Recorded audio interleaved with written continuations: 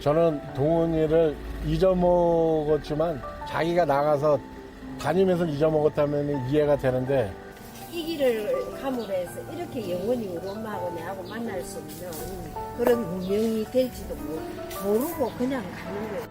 결혼했나 안 했나 이때까지 누구하고 살았나 안 살았나 그런 거를 제일 궁금하지만 뭐 그래. 에휴. 뭐하고 다 해주고 싶은 생각이 있죠, 지금. 그때 얘 잘하는 걸 못 봤어요. 저는 지금도 어린 애들 이렇게 지나가면 혹시나 애들이 이렇게 좀 차들이 지나가거나 뭔 일이 있을 때 사고 났을 때고 내가 언젠가는 우리 도연이 이름을 불러서 도연아 도연아 하고 얼굴하고 잊지 말고 아빠하고 엄마하고 가족들 만날 때까지 잘 있길 바란다. DNA 검사나 하고 엄마 아빠 DNA 검사 다 했어. 엄마 아빠 참 찾아봐. 엄마도 너가 찾고 있어 니를.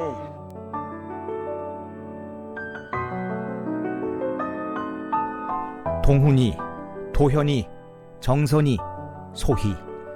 어느 날 사라져 20년 이상 돌아오지 못한 아이들이 1044명입니다. 우리는 이 아이들을 찾아야 합니다. 하루빨리 아이들이 가족의 품으로 돌아올 수 있도록 우리가 힘을 모아야 할 때입니다. 세계 실종 아동의 날 특집 방송, 작은 관심이 큰 기적을 만듭니다. 안녕하세요. 오늘 진행을 맡은 김경식입니다.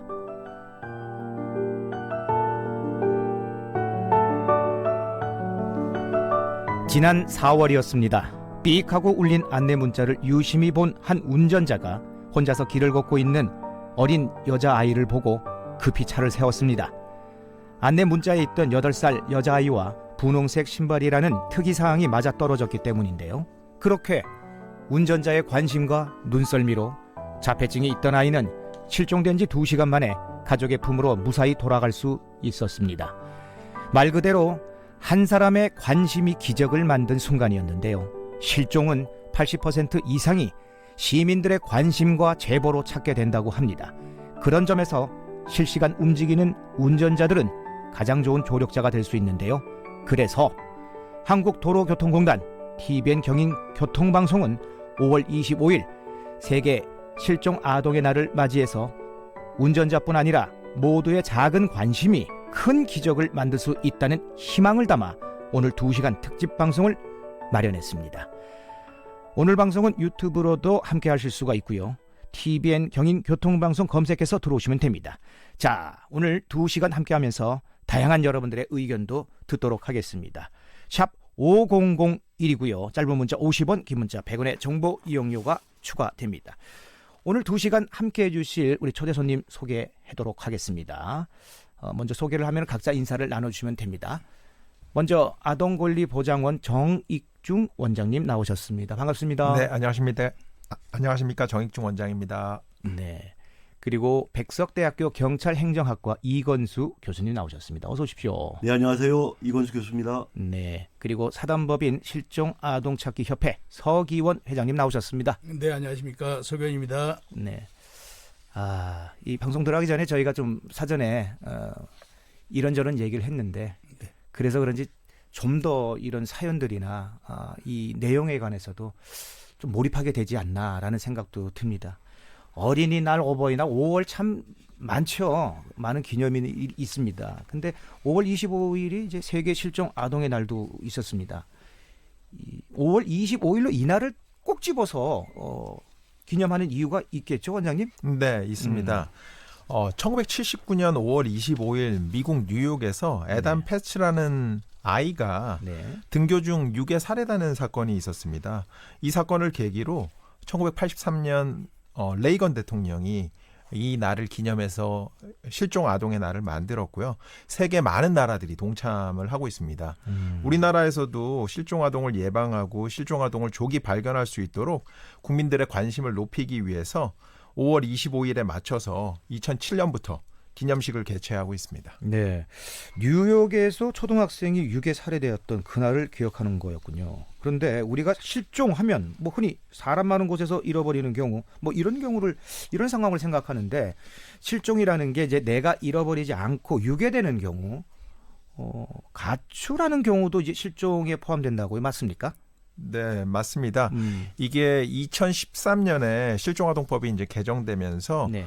만 14세 미만에서 만 18세 미만으로 어떤 실종아동의 범위가 늘어나게 되면서 그 안에 가출 아동 청소년까지 포함하게 되는 그런 결과를 낳았습니다. 네, 그 범위가 늘어나는 거에 대해서는 우리 서기훈 회장님이 꽤 많이 그 힘을 또 보태셨습니다. 네, 네, 우리가 2005년 실종아동 보호에 관한 법률 제정 이전에는 네, 대부분 아이들이 이제 가출인으로 돼 있었어요. 네, 6살짜리 아이까지도 다 가출인이었어요. 그래서 우리가 저희 이제 법을 개정하면서 실종 당시 14세 미만인 아동은 실종아동이라고 이제 법을 개정을 했어요. 예, 이러다 보니까 그 이전에 실종 아동에 비해서 많은 아이들이 네, 이제 실질적으로 법적으로 실종 아동이 된 거죠. 네, 그렇게 해서 이제 실종 아동이 확대가 됐고 그 이후에 아까 이제 우리 원장님께서 말씀하신 바와 같이 18세로 확대되면서 많은 아이들이 네. 실종 아동으로 포함되면서 이제 확대가 됐고요. 네. 더불어 이제 또 추가적으로 말씀을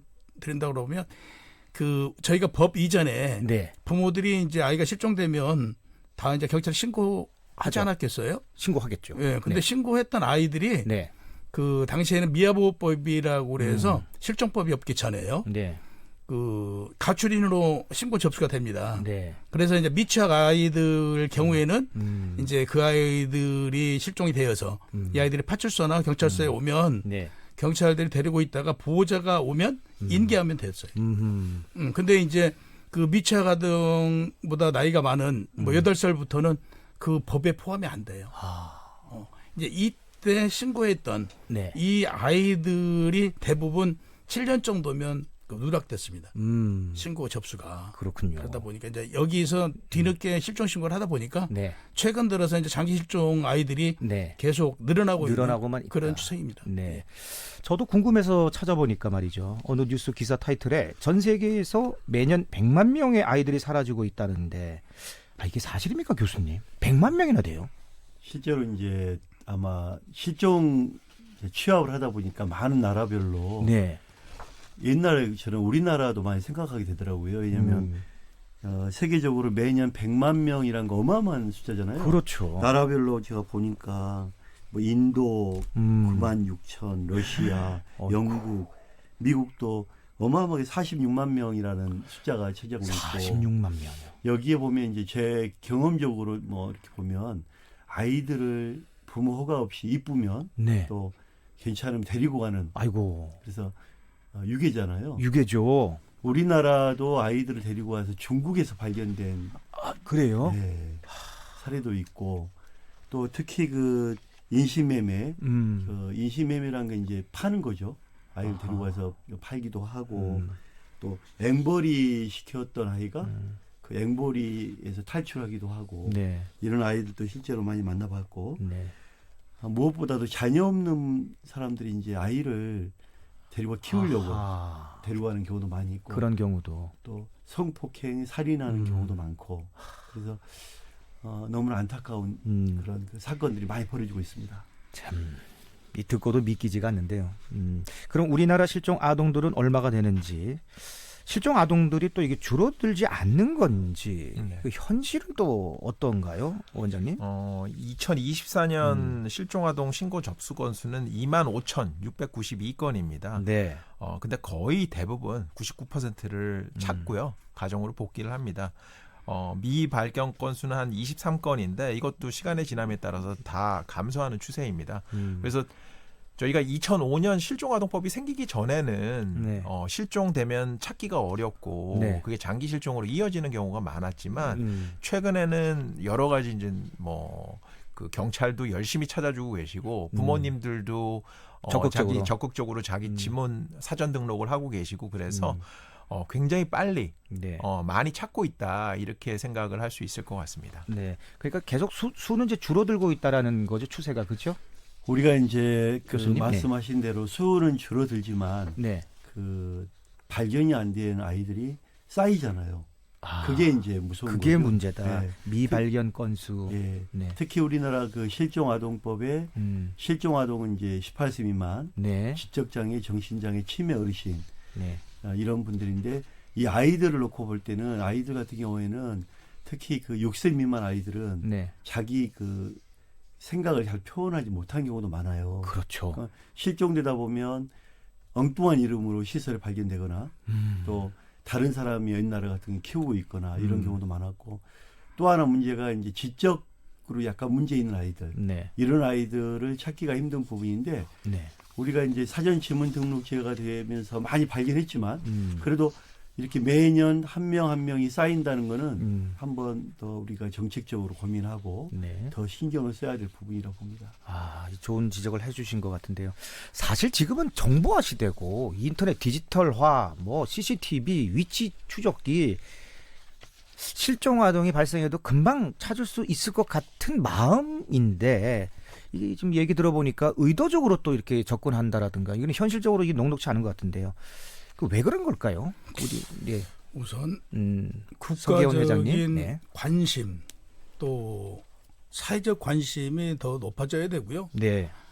그 현재 가장 문제가 너무 적은 예산으로 이 실종 문제를 네. 해결하려고 하다 보니까 이 해결이 되지 않습니다. 1년에 우리 실종 예산이 약 9억 정도? 네. 네. 우리 그 원장님이 뭐 학교 계실 때 네. 등 여러 교수님들이 2004년도에 연구 보고에 의하면 그때 당시 사회적 비용이 5억 8천 정도 이렇게 나왔어요. 근데 지금 20년이 지난 지금 1년 우리 대한민국 실종 예산이 9억입니다. 그러면 한 명 실종된 금액으로 네. 대한민국을 커버를 하려고 보니까 이게 가장 큰 문제고요. 네. 두 번째 우리 경찰의 어떤 시스템이죠. 저희가 실종법이 만들어지면서 당시에도 많은 인원 경찰들을 뭐 확증하고 네. 했지만 그 인원들이 지금 현재 발생되고 있는 현장에는 파견이 되지만 장기 실종 아이들은 아까 우리 뭐 교수님께서 말씀하신 대로 계속 네네. 누적되고 있음에도 불구하고 네.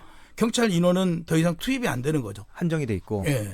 네. 여기에서 계속 사건 해결이 미뤄지면서 네. 장기실종 부모들의 고통은 뭐 말로 할 수 없을 만큼 더 아파오는 거죠. 교수님, 사실 초동 수사가 중요하다고 하셨잖아요. 그럼요. 그게 장기 실종으로 이게 계속 미뤄지게 되면은 그 자료 자체도 지금 뭐 그 자료 가지고 이 뭐 세월이 흘렀는데 그게 적용돼서 찾기는 더 어려워지겠죠? 그럼요. 저희가 시간은 실종은 네. 시간과의 싸움이고요. 아. 시간은 그 생명입니다. 네. 특히 우리가 이제 장기 실종 아동의 가장 어려움이 초동 조치 말씀하셨는데 초동 조치는 뭐냐면 신속하게 그 실종 위치에 가서 그 아이가 그 어떠한 유물을 남겼는지 네. 목격자가 있는지 또 경찰관이 이러한 증거를 확보했는지 네. 이런 부분이 상당히 중요하고요. 그렇기 네. 때문에 신속하게 그 대응한 게 필요하고 또 하나 이제 요즘 시대에 왜 아이를 찾지 못하냐 이런 얘기가 있는데 가장 근본적 원인은 지연 신고입니다. 지연 신고. 오겠지. 해결하려고 혼자서 이렇게 막 가족끼리 그렇죠. 해보다가 안 됐을 때 이제 신고를 하는군요. 네, 그리고 아하. 그 부모가 늦게 신고하는 경우 이런 경우가 가장 많았고요. 네. 특히 이제 그 저희가 그 경찰청과에서 네. 작년에 이제 사업이 끝났는데 예. CCTV가 그 얼굴 앞에 있는 게 아니잖아요. 그렇죠. 그렇죠. CCTV는 저 높이 위에 있잖아요. 그러네요. 그러다 보니까 이제 아이들 같은 경우에는 시선이. 머리가 보고 뒷모습, 옆모습이 찍히기 때문에 판단이 안 됩니다. 야, 중요한 얘기네요. 네, 이거를 이제 딥러닝 형태로 네. 분석을 해서 그 아이의 옆모습만 보고 위에서 아래 각도만 보고도 그 아이의 인상착의를 추적해서 경찰에 통보하는 이러한 이제 기술적인 확충이 좀 보완이 돼야 될 것 같고 보완이 되어야 한다. 네, 그렇죠. 네, 그래요.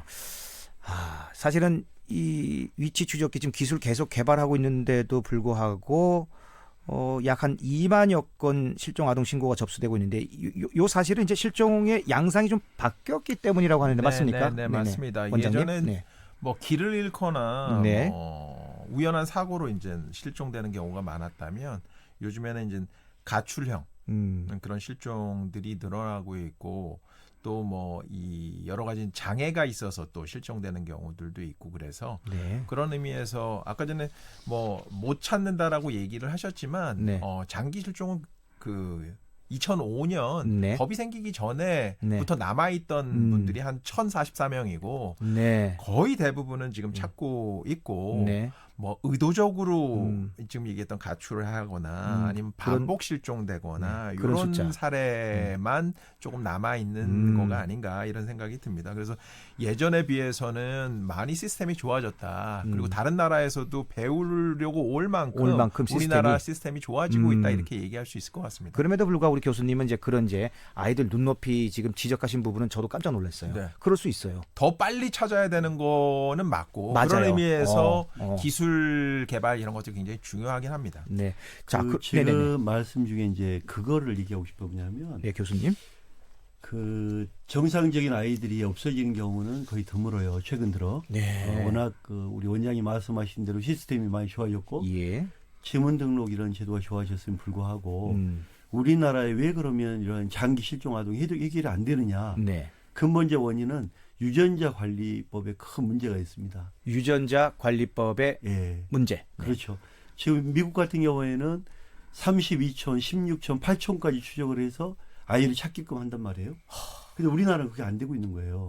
그래서 이러한 유전자 관리 어떤 유전자 추적 시스템이 좀 그 랜덤하게 좀 프리하게 좀 풀려나고 개정을 좀 해야 된다. 그렇죠. 네. 많은 분들이 많은 사업체들이 적극적으로 나설 수 있도록 할 수 있도록 어떤 법과 제도가 개선돼야 되겠죠. 주목할 만한 사실이네요. 자, 그렇다면 장기 실종은 어느 정도 기간을 말하는 걸까요? 48시간이 경과한 이후에도 예. 그러니까 이틀을 경과한 이후에도 이틀이네요? 발견되지 않으면 장기 실종이라고 얘기합니다. 그래서 그만큼 아까 전에 뭐 교수님이 말씀하신 것처럼 시간과의 싸움이고 네. 가능한 빨리 발견할수록 가장 좋고 네. 그럴수록 트라우마가 적기 때문에 아직 48시간이 지나면 장기 실종 아동으로 이렇게 분류하고 있습니다. 분류하고 있군요. 48시간만 지나도 이제 장기 실종이 됩니다. 그렇다면 이제 제보가 참 중요할 텐데 시민 여러분들은 어떻게 생각하고 있는지 저희가 한번 직접 들어봤습니다. 현수막 같은 거는 본 적이 있어요. 근데 저도 아이가 있다 보니까 가슴이 너무 아프고 저런 거 보고서 이렇게 조금 이제 꼭 좀 신고들 좀 많이 해주셨으면 하는 생각이 들더라고요. 가끔 그 아이 과자 봉지 뒤에 잃어버린 아이들 사진 같은 것도 본 적 있고 그 알림 문자 같은 핸드폰으로 오는 것도 봤는데 얼굴을 일일이 다 기억을 못하니까 어떻게 제가 도움을 줄 수 있다는 생각은 잘 못했던 것 같아요. 네, 실종 아동 사건을 보면 슬프지만 이게 어떻게 할 수 없지 않나 뭐 시민들은 그렇게 생각하는 것 같아요. 사고나 질병도 그렇습니다만은 이 실종도 골든 타임이 정말 중요하죠, 원장님. 네, 맞습니다. 네, 정익주 원장님. 예, 시간 싸움이라고 얘기했던 것처럼 가능한 빨리 뭐 3시간 이내에 발견하는 것들이 굉장히 중요하고 그런 의미에서는 지금 현재는 경찰의 실종 아동 대응 시스템이 좀 잘 갖춰 있는 편이고요. 뭐 수색이나 수사나 CCTV 분석이나 뭐 실종 경보 문자 제도, 뭐 미디어 제보 등 빠른 대응들이 이제 이루어지고 있습니다. 그것만큼 더 중요한 게 지문 사전 등록제입니다. 야, 그러네요. 얼굴 사진이라든지 신체 정보 그리고 지문까지 미리 등록해 놓으면 실종이 발생했을 때 굉장히 빠른 시간 내에 신원을 확인할 수 있고 조치할 수 있어서 그런 의미에서 굉장히 의미가 있다 이렇게 생각이 됩니다. 시작하면서 제가 얘기했던 그 부천의 사례 정말 골든타임 안에 아이를 찾은 거네요, 교수님. 이건수 교수님. 그렇죠. 이제 가장 중요한 게 그 시간의 문제인데 특히 그 아이들은 그 추위에 또 약하잖아요. 맞아요. 약하고 하기 때문에 그 아이들을 날씨에 따라서 큰 그런 차이가 있고요. 가능하면 아이들 같은 경우에는 앞만 보고 이렇게 가는 경우가 있고 또 너무나 그 실종이 되면 백지 상태가 된다고 그래요. 많은 그 경험자들 만나보면. 그래서 이제 자기 이름도 모르고 부모 이름도 모르고 그렇게 해서 지내는 아이들, 또 시간이 지나고 그 자기 이름은 아는데 그 부모가 생각나면 너무 힘들다는 거예요. 그래요. 그래 의식적으로 이런 경우도 있고 그러는데 하여간 아이들은 이런 골든 타임 안에 신속하게 찾는 게 가장 중요하다. 그래요. 실종 아동, 실종자를 찾는데 가장 중요한 건 또 제보입니다. 이건수 교수님은 이 실종 그 수사 팀장도 지내셨고 실종자를 직접 찾아다니셔서 실종자 찾기 세계 공식 기록도 등재돼 있으셨던데 제보가 정말 그렇게 큰 역할을 합니까? 제보는 엄청나게 중요하죠. 왜냐하면 제가 이제 현직에 있을 때 늘 하는 소리가 함께 아파하면 찾을 수가 있다. 작은 관심이 필요하다. 이렇게 문자도 오고 특히 요즘에 그 실종 아이들 발생했다고 문자 가면 일부러 이게 차단시키는 분이 많다고 그래요. 문자도 보는 것도 귀찮고 뭐 이렇게 차단시킨 것도 많고 또 특히 그 실종 가족들이 안타까운 마음으로 또 아픈 마음으로 전단지를 주는데 바로 보는 데서 막 찢어버리고 아이고 쓰레기통에 버리는 이런 분도 많이 있고 근데 실은 이제 그분들이 다른 의미가 다른 거 있는 게 아니라 그 가족들의 아픈 마음을 한 번쯤은 좀 돌아봐야 되지 않을까 그런 마음이 관심을 갖고 또 우리 사회를 밝게 하고 실종자를 줄이는 가장 빠른 길이 아닌가 생각합니다. 네, 사실 제 옆에 계신 우리 서기원 회장님께서도 잃어버린 딸을 기다리고 계시잖아요. 그때 이야기 조금 해주실 수가 있나요? 예. 뭐 저만이 아니고 이제 모든 실종 부모님들이 아마 같을 거예요. 아이가 뭐 당연히 그 돌아올 줄 알았는데 놀이터에서 놀고 있는 것까지는 확인이 됐는데 이후에 이제 뭐 증발돼 버렸다고 표현하고 싶어요. 이랬을 때 그 아이를 찾으러 다니면서 지금도 별로 생각하고 싶지 않을 정도로 그때 상황 자체가 너무 힘들죠. 네. 그래서 웬만하면 생각 안 하려고 하는데도 뭐 생각할 수밖에 없고 또 뭐 이 일을 하다 보니까 계속 그렇게 되는데 아무튼 그 아이가 실종됐던 그 시점은 참 고통의 시간이었다. 그 이후로도 지금까지도 사실 그렇죠. 뭐 한시도 잊어보려고 해도 잊어버릴 수 없는 이런 상황이죠. 조금 전에 우리 이건수 교수님이 날씨 얘기하고 추울 때 또 더울 때 이런 얘기할 때 아이들이 그런 변화에 익숙하지 않고 힘드니까 그 대목에서 제가 지금 아이쿠나 그런 것까지 생각을 못했네라는 생각도 들어요. 제가 우리 회장님을 보면 잘 이겨내시는 것 같아요. 저 같으면 못 살 것 같아요. 왜냐면 근데 회장님 같은 경우는 얼마나 자녀를 잃어버리고 그 얼마나 그 어려운 가운데서도 또 이겨내고 어려운 가족들을 돌아보시고 저런 마음 보면 참 훌륭하시고요. 만약에 내가 내 딸을 잊어버렸다. 살 수 있을까? 저는 너무 힘들 것 같아요. 우리 아까 말씀하신 바와 같이 우리 실종 부모님들이 불을 안 떼는 분들도 있어요. 겨울에 우리 아이가 무슨 말인지 압니다. 어떤 상황이 있을지 모르니까 또 그런가 하면 뭐 우리 아까 이제 도현이 얘기도 잠깐 나왔죠. 도현이네는 도현이가 그 라면을 좋아했어요. 평생 그 가족들이 라면을 안 먹습니다.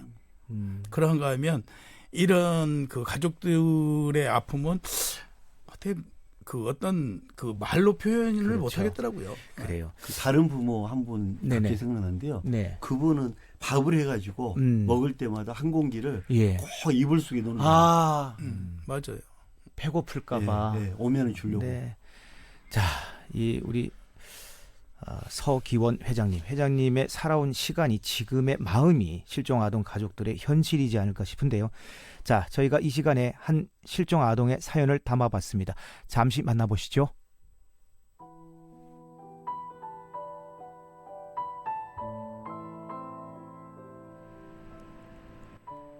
정선이가 지금 곁에 있다면 25살. 한창 예쁜 옷을 입고 친구들과 깔깔대고 웃고 연애도 하고 있을 그런 꽃 같은 나이지만 저에겐 정선인 바람처럼 사라졌던 5살의 어린아이로 머물러 있습니다. 부모의 이혼으로 따로 살았지만 가까이 있는 엄마가 보고 싶으면 그 고사리 같은 손으로 더 어린 동생 손을 잡고 엄마를 보러 오던 정선이가 너무 그립습니다. 그 작고 고운 아이가 곁에서 사라진 게 다 제 탓 같아서 지난 세월 소리내 울지도 못했습니다. 그저 다시 한번 볼 수만 있다면 좋겠습니다. 아니, 힘들었을 그 세월 원망은 다 받을 테니 건강하게 잘 있다는 소식만이라도 들려왔으면 좋겠습니다.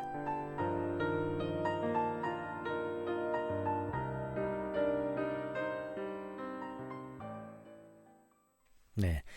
그러니까 정선이가 5살 때 사라진 거죠. 실종된 우정선 아동의 사연에 대한 아동권리보장원의 견해 좀 말씀해 주시면 좋겠는데요. 정익중 원장님. 네. 이 우정선 양 실종 사건은 2004년에 당시 5살이던 아이가 경기도 광주의 한 아파트 단지에서 자전거를 타다가 네. 갑자기 사라진 사건입니다.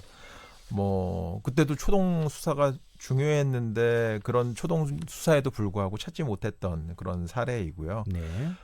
그래서 이제 5살짜리의 사진만 가지고는 찾는다는 게 불가능하기 때문에 요즘에는 이제 AI 기술을 활용해서 네. 현재 나이의 추정 모습을 복원한다든지 DNA 분석을 한다든지 이런 것들이 시도하고 있지만 여전히 결정적인 단서가 없어서 찾지 못하고 있는 상황입니다. 뭐 여러 가지 이제 과학 기술도 활용하고 있지만 아직도 찾지 못하고 있다라는 것은 우리 사회 모두가 실종 아동에 대한 경각심을 가지고 많은 관심과 끝까지 찾을 수 있도록 지원하는 게 필요하지 않을까 이렇게 생각이 됩니다. 익숙한 공간, 집 앞에서 늘 타던 자전거 타다가 아까 뭐 말씀하셨듯이 증발했다라는 표현인데 실종됐어요. 아니 상식적으로 집 앞에서 가까운 곳에서 이런 일이 발생할 수 있나 싶은데요. 이건수 교수님? 그 여러 사례들을 보면요. 네. 그러니까 아이들이 놀고 있고 아이들만 노리는 사람들이 있어요. 그래. 왜냐하면 아이들 같은 경우에는 쉽게 이제 뭐 너희 아빠 엄마가 기다려 뭐 맛있는 거 사줄게 하면 따라가잖아요. 네. 근데 이 아이들이 착한 아이들이 많이 걸려드는데 실제로 그 50대 남성이 그 이 아이와 함께 있었다는 그런 제보는 상당히 신빙성이 있다고 보고 있고요. 네. 당시에 이런 거에 대해서 왜 빨리 조치를 하지 못했나. 당시에 우리나라의 어떤 그런 실종에 대한 신속한 대응 시스템, 초동 조치가 좀 미숙하였다고 보고 있고요. 네. 하루라도 빨리 이 아이가 좀 돌아올 수 있도록 노력을 해야 된다고 봅니다. 네. 이 지금 뭐 사실은 저도 이렇게 쭉 함께 하면서 참고는 있는데 사실은 이런 아픈 마음을 참는 거 그리고 또 아파하는 거 조금 마음이 좀 그랬지만은 아까 우리 교수님이 말씀하셨듯이 함께 아파해야 찾을 수 있다. 이 말이 계속 지금 제 머리에 마음에 지금 남아 있거든요. 네. 예, 긴 세월 너무나도 뭐 이 먹먹한 그리움을 안고 계실 우리 실종아동 우정선 양의 어머니를 우리 윤현아 리포터가 직접 만나고 왔습니다. 지금 유튜브로도 저희 방송 함께 하실 수가 있습니다. TVN 경인교통방송 검색하고 들어오시면 됩니다.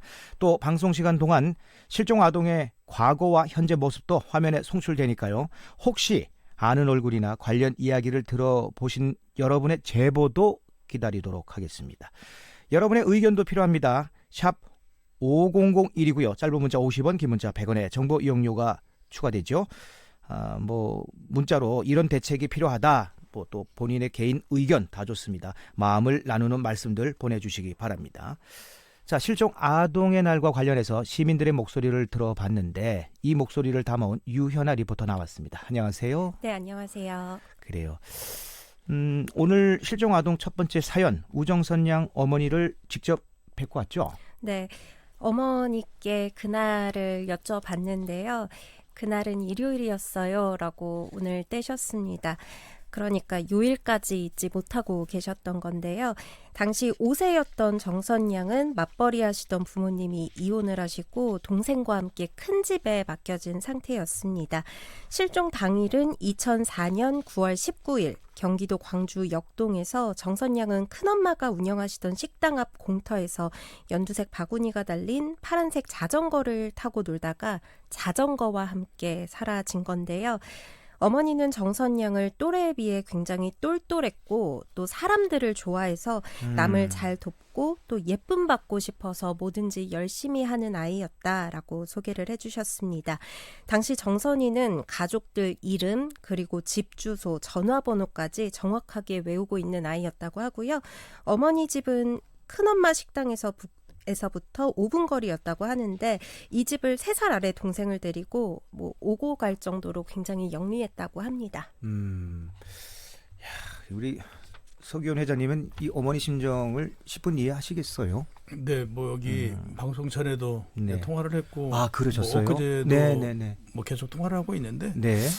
이제 되게 그 마음에 가슴에 상처가 남아 있는 게 정선이가 실종되고 그 제보가 있었어요. 아까 이건수 교수님 말씀하신 바와 같이 제보 중요하다고 그랬잖아요. 예, 제보가 있었는데 네. 이 제보가 들어왔는데 우리 경찰에서 그 사이렌을 울리고 그 이제 추정되는 사람한테 네네네. 달려간 거예요. 네.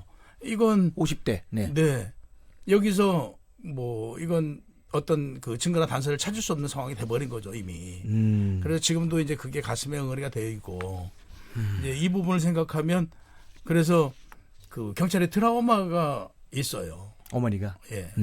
그래서 이제 이런 부분들이 너무 서운해가지고 네. 늘 이제 만날 때마다 그런 말씀을 하고 계시는데 뭐 정선이 어머니도 다른 이제 가족들과 다를 네. 바 없이 네. 뭐 그전에는 학교에 계셨는데 지금은 학교도 그만두고 그런 상황입니다. 그래요.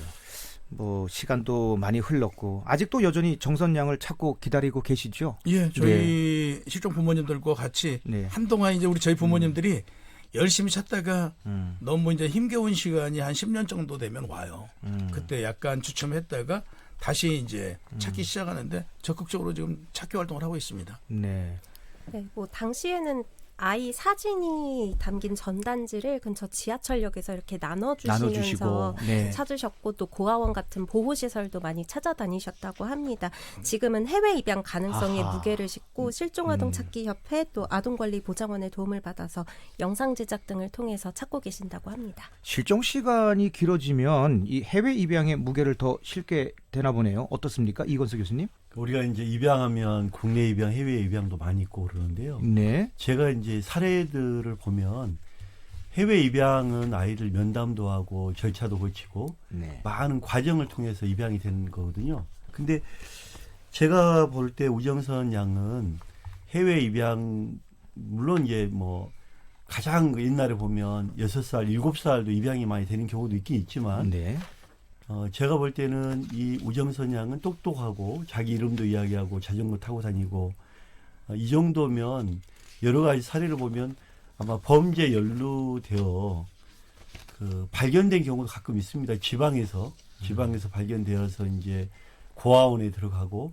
옛날 고아원 같은 데도 좀 엄하게 이렇게 아이들을 다루고 또 이름도 다 바뀌잖아요. 그래서 실제로 자기 이름과 성을 다 잃어버리고 자라다가 이제 50년 만에 만나는 아이들 그런 아이도 실제로 많이 발견되고 있거든요. 그래서 만약 가능성을 본다면 범죄에 연루돼서 지방에 나 이런데 시설에서 자라지 않았겠냐. 그리고 시설에서 또 이 아이들이 가출을 합니다.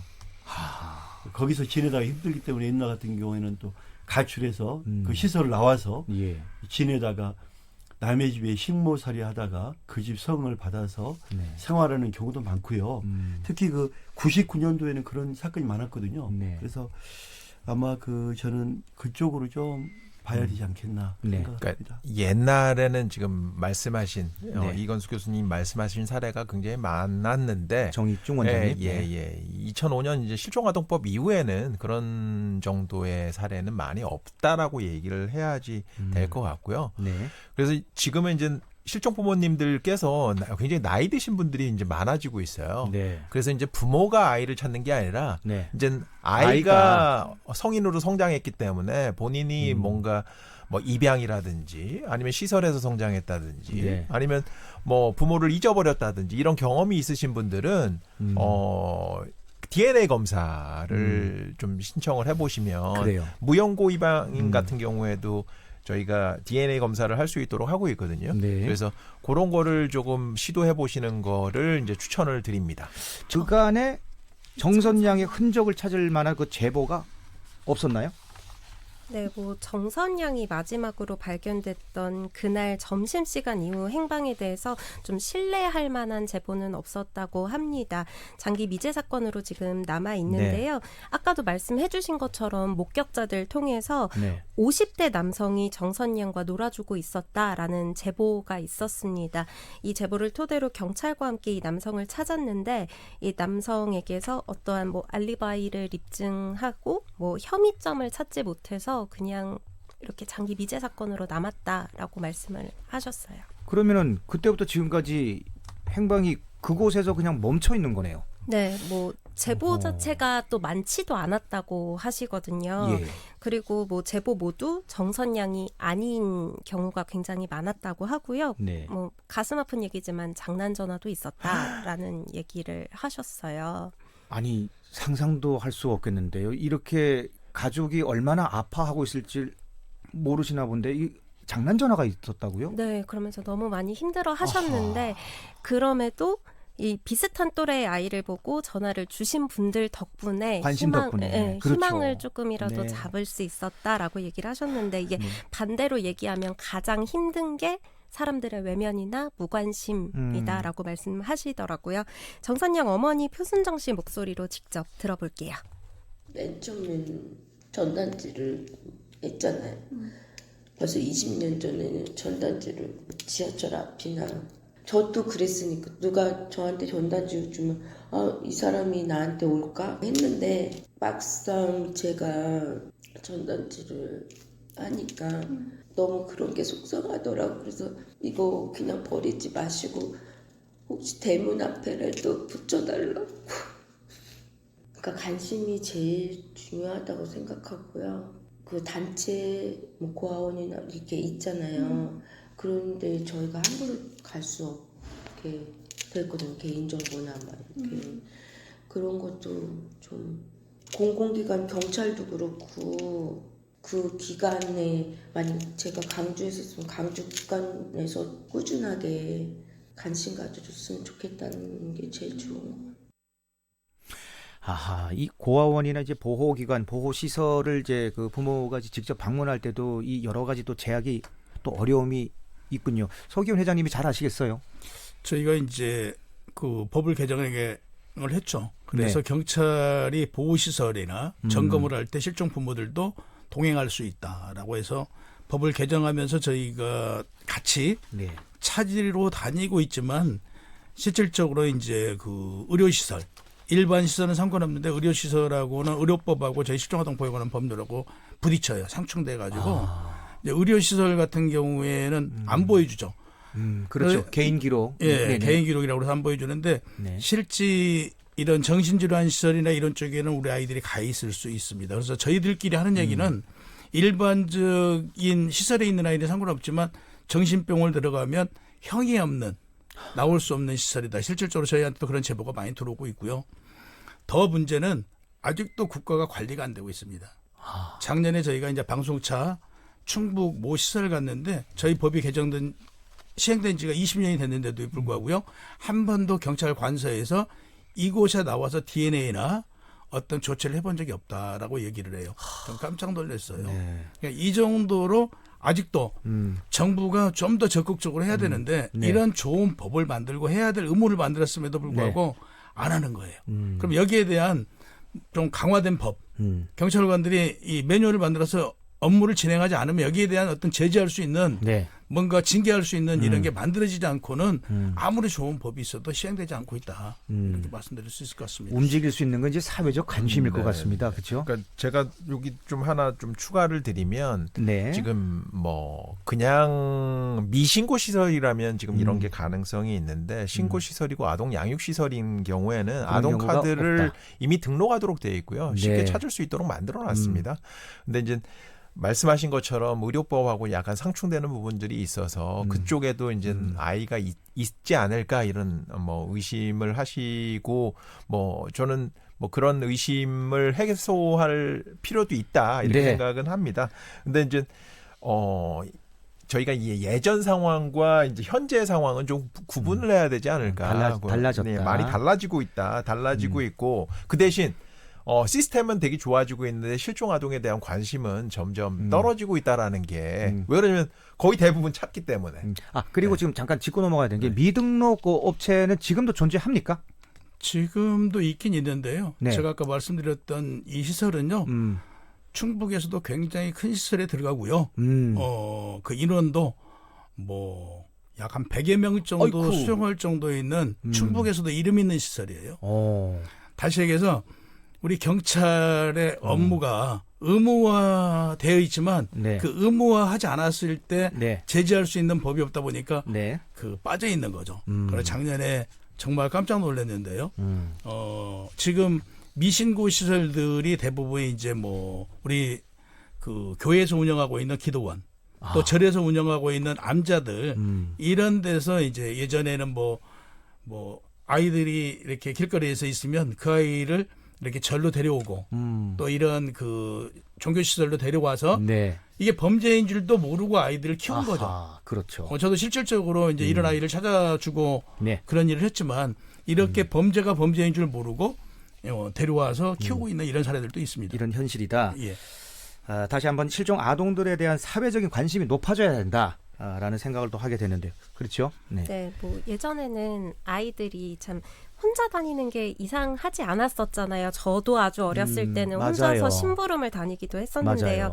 요새는 그런 일이 많지 않잖아요. 그래서 예방을 위해서 좀 혼자 다니는 아이들을 보면 보호자가 주변에 있는지 한 번 더 살펴보고 또 도움이 필요한지 이번 취재를 통해서 좀 저도 잘 살펴봐야겠다라는 생각이 들었고 네. 또 전단지, 현수막 이런 것들을 발견했을 때 좀 더 눈에 잘 담아야겠다라는 생각이 들었습니다. 네. 정선양 네. 사건에 대해서 좀 아쉬운 게 저는 있어요. 네, 네. 교수님. 우리가 이제 모든 사건에는 증거가 있거든요. 네. 근데 현장 그 사건 실종 사건은 그 시간과의 싸움이라고 말씀드렸잖아요. 예. 그 당시에 그 50대 남자가 놀아줬잖아요. 네. 근데 이거를 왜 구체적으로 당시에 적극적으로 현장 조사라든지 그 사람의 알리바이와 현장 기록을 맞춰보고 적극적으로 좀 더 추가 조사를 해야 되지 않겠냐. 단지 그 남성이 정선양과 놀아줄 이유가 뭐가 있으며 네. 그 시점에 아이가 똘똘한 아이가 그 자전거 타고 집에 근처에서 크게 벗어날 일도 없는데 50대 남성이 왜 놀아줬는지 그 남성이 뭐 하는 사람인지 직업은 무엇인지 이런 거를 철저하게 조사를 좀 해봤어야 되지 않겠냐. 그런 저는 아쉬움이 좀 있어요. 네, 그래요. 오늘 함께해 주시는 우리 청취자 여러분들도 같은 생각을 하실 것 같습니다. 끝으로 어머니가 정선양에게 남기고 싶은 말이 있으셨다고요? 네, 꼭 정선양이 어머니의 목소리를 꼭 듣고 있기를 바랍니다. 정선양 어머니 표순정 씨 목소리 들어볼게요. 정선이 이제 21년 된 건데 벌써 21년이나. 맨 처음에 정선이 실종됐을 때 그 실종 찾기 협회나 이렇게 와서 막 도와주시고 전단지도 만들어주시고 그 모임 갔을 때 생각나는 게 몇십 년 된 사람 엄마 아빠들이 많이 계신 거예요. 나는 아니겠지. 우리 정선이 찾겠지. 근데 지금 모임 가면 벌써 21년이나 됐어. 초등학교 생활을 잘했나. 중학교 때는 그리고 사춘기는 어떻게 보냈는지. 고등학교는 인문계로 갔는지 또 대학교는 갔는지 하고 싶은 일 하고 있는지 사람들한테 예쁨 받고 건강하게 지내는지 지금 나이가 27이 한창 자기 좋아하는 일 하고 있는지 너무너무 궁금하고 그냥 어디 건강하게 있으면 좋겠다 그런 생각해요. 네. 어머니의 바람대로 건강한 모습으로 정선양이 이 메시지를 들었길 바랍니다. 우리 윤원아 리포터도 취재하면서 마음이 먹먹했겠어요. 네, 어머니를 딱 마주하고 얘기를 듣는데 정말 어제 일처럼 기억하시면서 또 눈물을 보이시는 게 마음이 너무 안 좋더라고요. 네. 사실 어머니 만난 날도 어머니가 네. 일을 하시던 아하. 중에 네. 잠깐 바쁘신 와중에도 시간을 내주신 건데요. 네. 이제 많은 분들이 실종아동에 관심을 좀 가져주십사 하는 마음으로 바쁜 와중에도 어려운 얘기 해주셨거든요. 네. 다시 한번 감사 말씀 전하고 싶습니다. 그래요. 또 그 말이 떠오릅니다. 함께 아파해야 찾을 수 있습니다. 그래요. 이 아픔을 우리가 외면하거나 두려워해서는 안 될 것 같습니다. 수고 많으셨어요. 네, 감사합니다. 자, 우정선 양도 실종된 지 20여 년이 된 건데요. 장기 실종의 경우는 정말 사람들의 관심이 필요하다라는 생각을 다시 하게 됩니다. 그래서 여러분이 우정선 양의 현재 모습을 기억할 수 있게 AI로 그려낸 25 우정선 양의 얼굴도 지금 유튜브에 띄워놓았는데요. 아동권리보장원에서 등록된 실종 아동 이렇게 모두 현재의 모습으로 이렇게 생성이 다 되고 있습니까? 네, 뭐 모든 아동을 하고 있지는 못합니다. 이게 AI 기술을 추정해서 이제 그 현재 나이로 만드는 걸 나이 변한 사진 제작이라고 이렇게 얘기하는데 네. 어렸을 때 사진만 가지고는 주변 사람들이 제보하기 굉장히 어렵거든요. 현재 있죠. 모습을 상상하고 추정할 수 있도록 만드는 게 굉장히 중요하고 그런 의미에서 이런 제작이 굉장히 중요한데 네. 이게 연령별 부모의 모습이든지 형제자매의 모습이든지 이런 사진 데이터가 충분해야지만 가능합니다. 그런 데이터가 충분하지 않는 뭐 예를 형제자매가 없다거나 네. 부모의 사진이 어렸을 때부터 이제 없다거나 이런 경우에는 제작하기가 굉장히 어렵습니다. 네. 그래서 지금 현재로는 총 53명의 실종 아동의 아동이 네. 이런 나이 변한 사진을 가지고 있고 그런 분들은 약 잃어버렸을 시점의 얼굴과 네. 현재 시점의 얼굴을 비교하면서 찾을 수 있도록 좀 도움을 드리고 있습니다. 네, 그런 이제 이미지들은 이제 그냥 그 여러 군데도 좀 배포를 해야 되겠죠. 그 홍보물이라든가 그런 것들은 캠페인, 많은 곳에서 웹사이트. 도와주시고 계시고요. 근데 그럼에도 불구하고 아직도 많은 분들이 이런 혜택을 받지 못한 분들이 많이 있기 때문에 그러네요. 모든 아동이 이런 일괄적으로 적용될 수 있게 하기 위해서는 네. 뭐 어렸을 때 사진이라든지 뭐 보호자의 동의라든지 여러 가지 기술적 조건이라든지 이렇게 충족이 되어야지만 이런 아까 전에 1044명이라고 얘기했는데 그분 네네. 전체를 네. 대상으로 이런 사진들을 만들어낼 수 있지 않을까 이렇게 생각이 됩니다.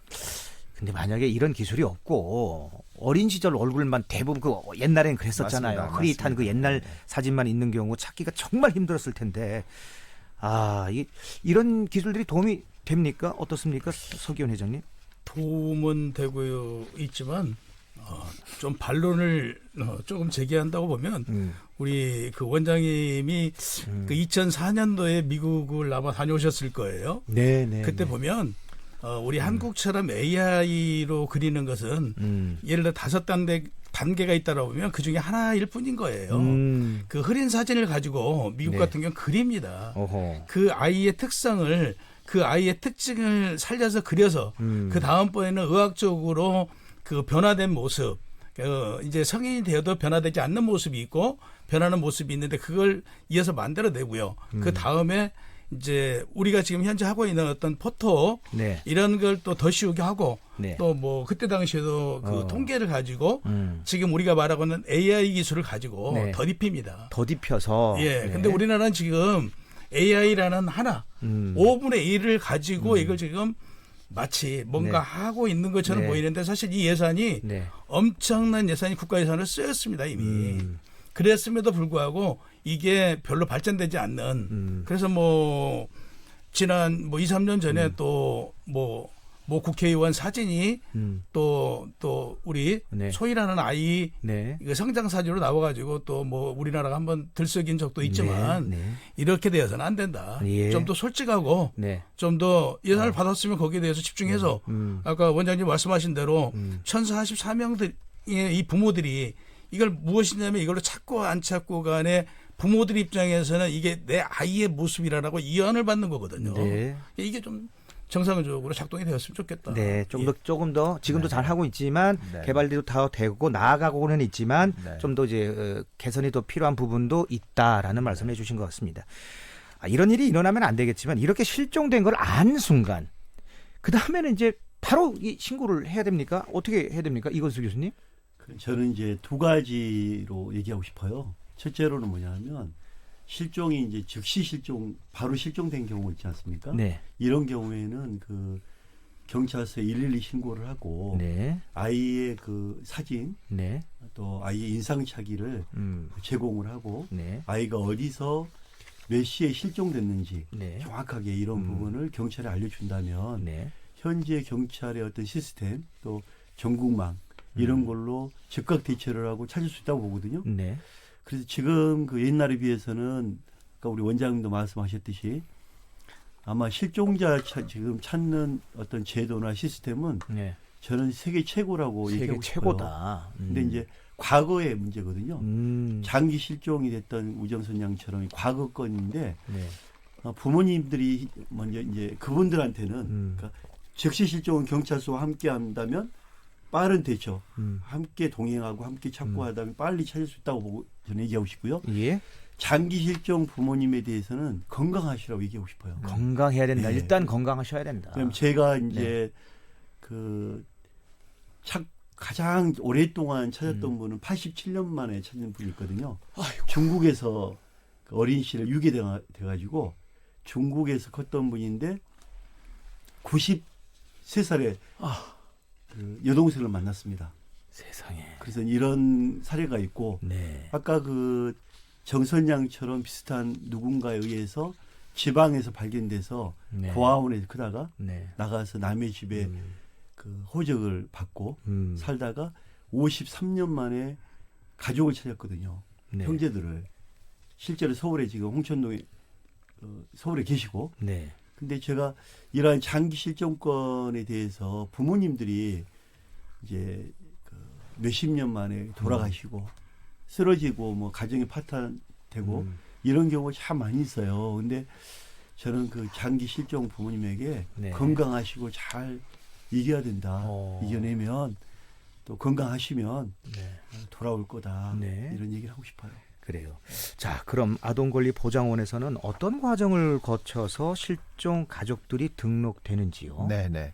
실종 아동이 발생해서 가족들이 이제 경찰에 실종 신고를 하면은 48시간이 지나면 네. 아동권리보장원으로 연계됩니다. 그러면 실종 가족에게 여러 가지 지원 서비스들을 안내하고 있고요. 저희가 이제 받은 서류나 이런 신청을 하면 서류 검토를 통해서 뭐 다양한 또 지원을 하고 있습니다. 예를 들어서 뭐 현수막을 만든다든지 여러 가지 좀 뭐 가족 지원과 관련된 뭐 네. 의료비 지원이든지 뭐 상담 지원이든지 이런 것들을 진행을 하고 있습니다. 네.